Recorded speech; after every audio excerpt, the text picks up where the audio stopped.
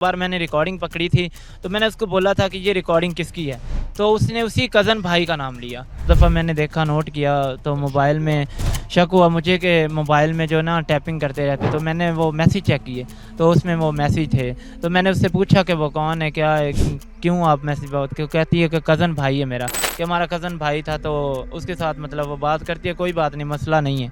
लेकिन हमें नहीं पता था कि उसके दिल में ये चोर है। मतलब बाद में उसी कज़न के साथ वो भाग गई। कजन भाई के साथ, जी, उसी कज़न भाई के। जिसको भाई कहती थी उसी कजन के साथ वो भाग गई।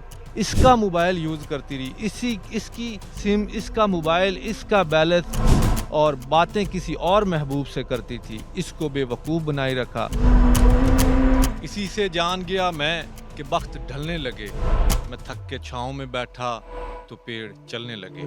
नादरीन, आप देख रहे हैं पाकिस्तान बीट्स, मैं हूँ